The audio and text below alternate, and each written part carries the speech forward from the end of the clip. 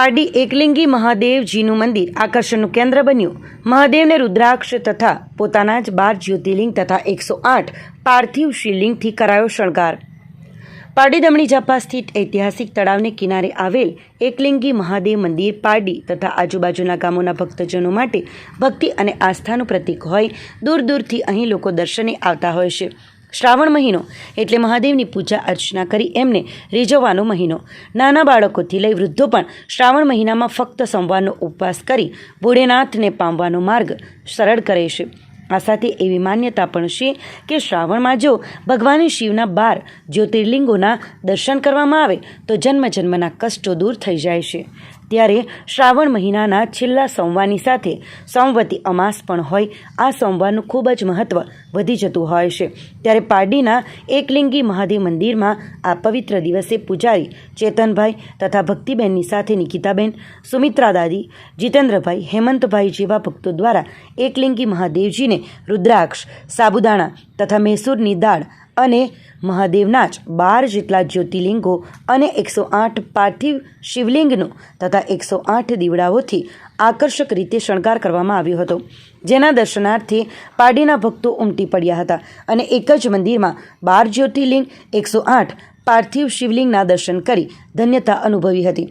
જોકે મંગળવારના સાંજ સુધી ભક્તજનોના દર્શન માટે આ શણગાર કરેલ શિવલિંગ રાખવામાં આવશે। ત્યારબાદ આ તમામ શિવલિંગને પારડી પાર નદી ખાતે વિસર્જિત કરવામાં આવશે।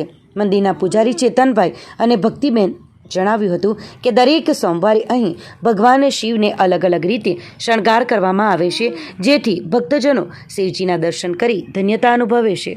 અમે શ્રાવણ મહિનામાં આ વખતે 5 સોમવાર છે ને એનો મહિમા આજે શ્રાવણનો સોમવાર ને અમાસ છે, સોમવતી અમાસ।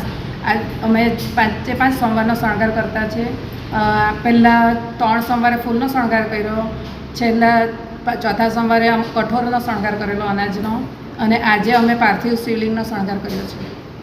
તેમાં મહાદેવ બનાવ્યા છે, 12 જ્યોતિર્લિંગ, 108 પાર્થિવ શિવલિંગ ને તેની સાથે 108 દીપમાળ પણ ભરી છે અને 108 નામ સાથે છે।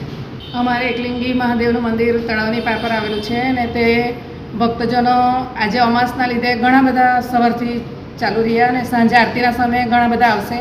કાલે પાર્થિવ શિવલિંગ છે એટલે માટે કાલે સાંજે 5 વાગે એમનું વિસર્જન પણ કરવાનું છે।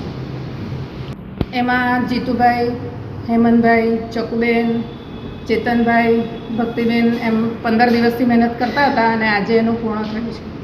આપણી સંકલ્પ ન્યૂઝ ચેનલને સબસ્ક્રાઇબ અને લાઇક કરો, બેલ આઇકન દબાવો જેથી આવનાર ન્યૂઝ અપડેટ્સની નોટિફિકેશન આપના મોબાઈલ પર સૌથી પહેલાં પહોંચે। Like, subscribe and share the video.